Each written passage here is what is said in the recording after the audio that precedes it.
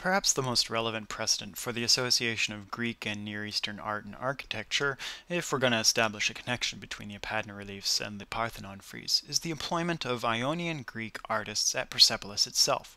Construction at Persepolis, the new capital city of the Persian Empire, spanned the reigns of 3 Achaemenid rulers and lasted over 50 years. The Achaemenid dynasty, which ruled Persia from 559 to 330 BC, gets its name from Achaemenes, the possibly legendary chieftain of the Persians from around 700 BC.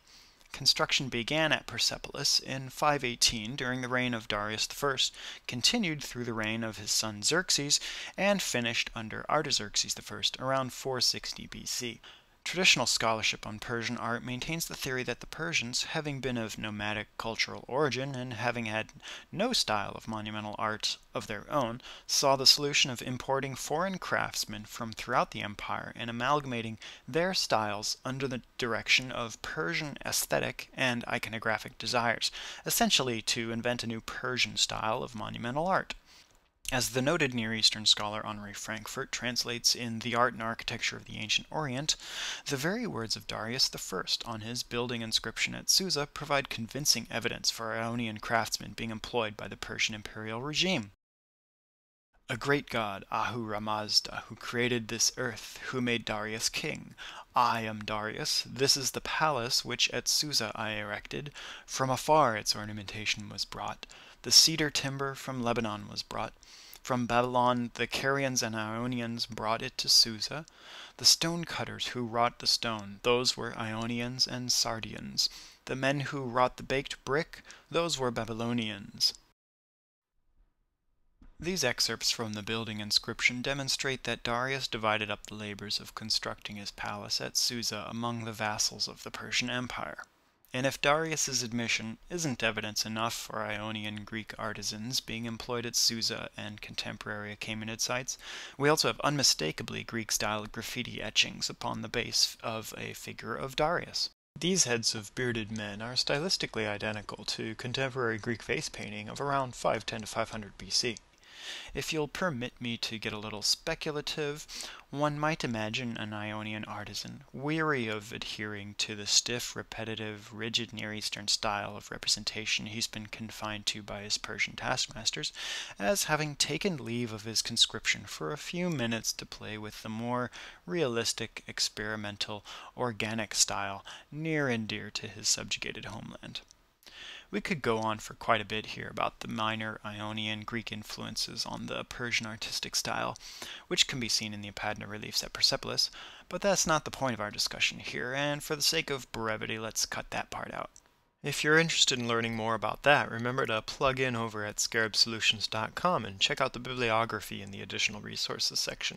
In addition to the section on the Athenian Acropolis, I also added a section specifically on Persia and her relationship with Greece.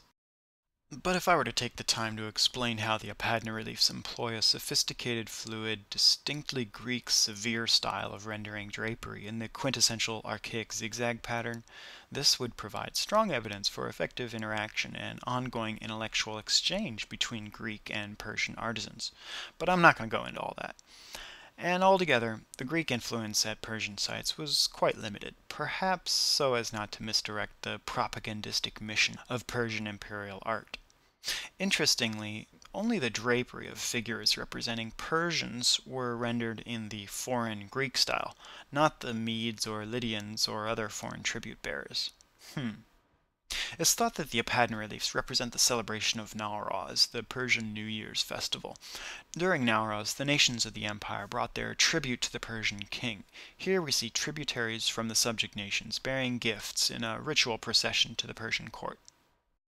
Persian policy towards her vassals wasn't limited to conscripting their craftsmen and demanding an annual tribute. After conquering the Lydian Empire, Persia is thought to have invaded various island states and seized members of the Ionian citizenry to serve the king at home. All in all, Persia was a pretty tolerant ruler, but she tended to interfere with Ionian politics, as could be only expected of any occupying nation. Ionian cities seemed to enjoy prosperity and trade with the many neighboring nations, which were also, or soon to be, subject to the Persian Empire. So we've taken a look at a few examples of Ionian artisans being employed throughout Asia Minor and the Near East, on the Harpy Tomb at Xanthos and at Persian sites like Susa and Persepolis.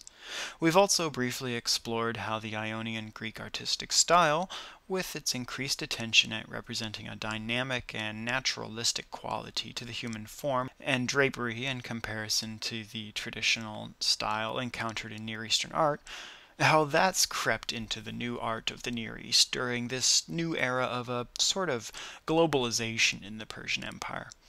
We see this to a minor extent at Persepolis, and even more so on the Harpy Tomb at Xanthos, where imperial aims don't trump artistic innovation. In this new global climate, as artisans and other international citizenry are flung far into foreign lands, the cultural and intellectual exchange between Ionia, Persia, Lycia, and other neighboring nations could have been nothing short of profound. And as we turn our eyes westward, we'll find these same Ionian artists later bringing their diverse experiences and influences with them to the new empire of the Mediterranean, Athens. Stick around for more good things on the Scarab Solutions Ancient Art Podcast.